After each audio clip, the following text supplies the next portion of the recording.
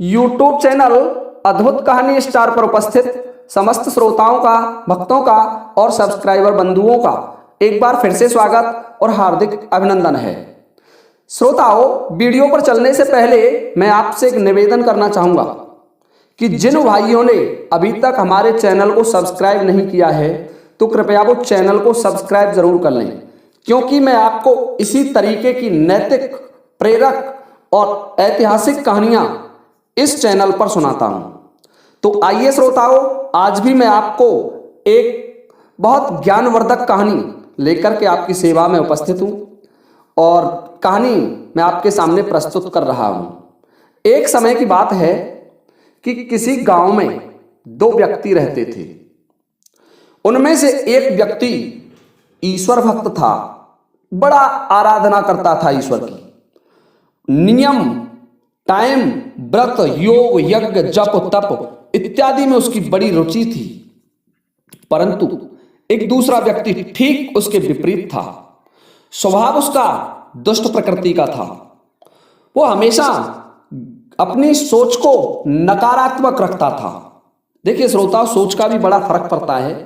यदि आप हमेशा सकारात्मक सोचेंगे तो सकारात्मक ऊर्जा ऐसी होती है कि किसी भी आदमी को, किसी भी व्यक्ति को जहां वो चाहता है वहां तक ले जाने की क्षमता प्रदान करती है। और नकारात्मक ऊर्जा, सामने वाले के प्रति हम नकारात्मक सोचते हैं तो नकारात्मक ऊर्जा जो सोचता है वो उसी का विनाश करती है। तो श्रोताओं, जो सकारात्मक सोचने वाला था, ईश्वर भक्त था, वह व्यक्ति भगवान शिव के मंदिर में प्रतिदिन जाया करता था और भगवान शिव पर प्रतिदिन 10 रुपए का एक नोट चढ़ाया करता था।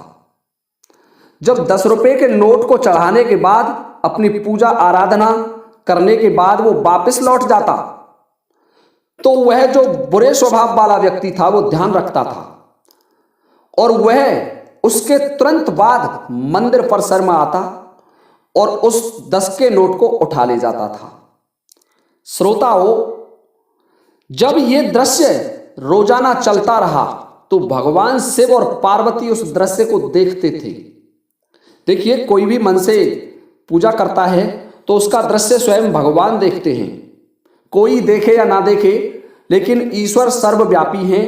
वो हमेशा आपके प्रत्येक कार्य को देखते रहते हैं।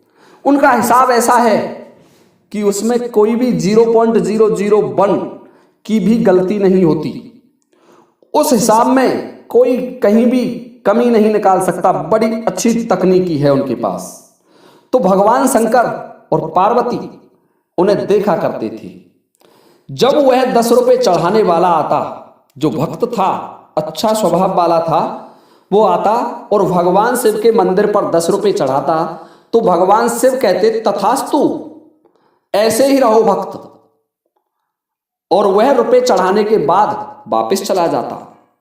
श्रोताओं, जब वो चला जाता रुपए चढ़ा करके तो वो दूसरा व्यक्ति आता जो दुष्ट स्वभाव का था। वो उन 10 रुपयों को तुरंत उठाता और उठा करके पतली गली से निकल जाता, चल देता चोरों की भांति। तो तब भी भगवान शंकर उसे देखते और कहते, तथास्तु, भक्त ऐसे ही रहो। श्रोताओं, इस बात को माता पार्वती सुनती रहती थी। एक दिन माता पार्वती के मन में जिज्ञासा हुई।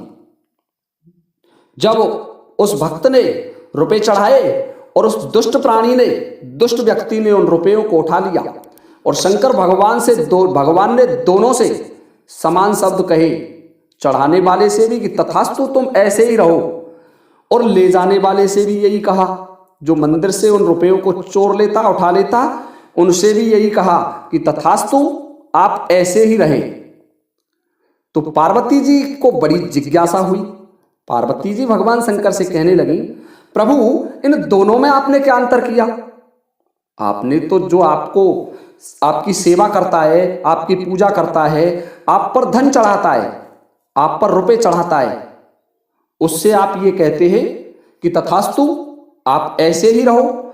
और जो आपके शिवलिंग से जिन रुपयों को उठा करके ले जाता है, उन रुपयों को चोर ले जाता है, उससे भी आप यही कहते हैं प्रभु कि तथास्तु, आप ऐसे ही रहो। तो भगवान, मेरी समझ में आपका फैसला नहीं आता। आप क्या कहते हैं? दोनों को समान शब्द काम में लेते हैं, दोनों को एक जैसे स्वभाव से देख रहे हैं। तो ये बात सुनकर के भगवान शिव कहने लगे, अरे पार्वती जी, तुम बड़े भ्रम में जी रही हो। पार्वती जी कहने लगी, क्यों प्रभु, मैं क्यों भ्रम में जी रही हूं?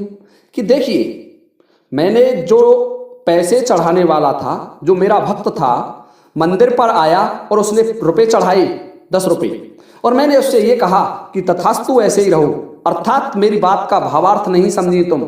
मैंने उस भक्त से ये कहा कि भक्त, तुम्हारे कभी कमी नहीं आएगी, तुम मुझ पर हमेशा इसी तरीके से पैसे चढ़ाते रहोगे, तुम्हें किसी भी चीज की कमी नहीं रहेगी, तुम इसी प्रकार से हमेशा दान धर्म और ईश्वर भक्ति करते रहो। पार्वती जी कहने लगे, प्रभु फिर आपने वो दुष्ट व्यक्ति था उससे भी तो ऐसे ही कहा। कि नहीं पार्वती जी, उस समय का भावार्थ अलग था। जब वो रुपयों को उठा करके चला तो मैंने यही तो कहा था उनसे कि तथास्तु आप ऐसे ही रहो। तो पार्वती जी, उस बात का अर्थ ये नहीं निकला कि दोनों समान हो गए, उसका अर्थ ये निकलता है कि तुम इसी तरीके से इस मंदिर से 10 रुपए ले जाते रहो आजीवन, परंतु तुम्हारी पार नहीं पड़ेगी, तुम कभी भरपेट भोजन नहीं करोगे, ऐसे ही रहोगे जिस तरीके से आज उठा करके ले जा रहे हो, चोरी करके ले जा रहे हो, उसी तरीके से जीवन भर ऐसा ही काम करते रहो। पार्वती जी को भगवान शंकर का गूढ़ रहस्य समझ में आ गया। तो देखिए श्रोताओ, ये कहानी मैंने इसलिए कही है कि जो दान धर्म और व्रत करते हैं और किसी गरीब की सहायता करते हैं, देश काल परिस्थिति और धर्म की रक्षा करते हैं, वो ऐसे ही रहते हैं। ईश्वर उन्हें उतना ही देता है ताकि उनके दान धर्म और जो भी वो क्रियाकलाप करते हैं वो सुचारू रूप से चलते रहें, उनके कभी धन की कमी नहीं आती। और जो कंजूस होते हैं, जो दुष्ट प्राणी होते हैं, जो ना कहीं दान करना जानते हैं, ना भक्ति जानते हैं और नकारात्मक ऊर्जा जिनमें भरी रहती है, नास्तिक प्रवृत्ति के होते हैं, ईश्वर को नहीं मानते हैं और किसी को दान देने में भी बड़ा सकचाते हैं, बड़ा सोचते हैं, तो ईश्वर उनसे यही कहता है कि आप ऐसे ही रहो, कभी भी किसी को दान मत दो, जिस प्रकार आपकी स्थिति बनी हुई है उसी तरीके से रहे आओ। तो श्रोताओं, ये आज की एक उपदेशात्मक कहानी मैंने आपके सामने प्रस्तुत की। यदि आपको हमारा वीडियो अच्छा लगा हो तो कृपया वीडियो को लाइक करना ना भूलें, वीडियो को लाइक करें। इसी के साथ अब ये वीडियो समाप्त होता है। जय हिंद, जय भारत।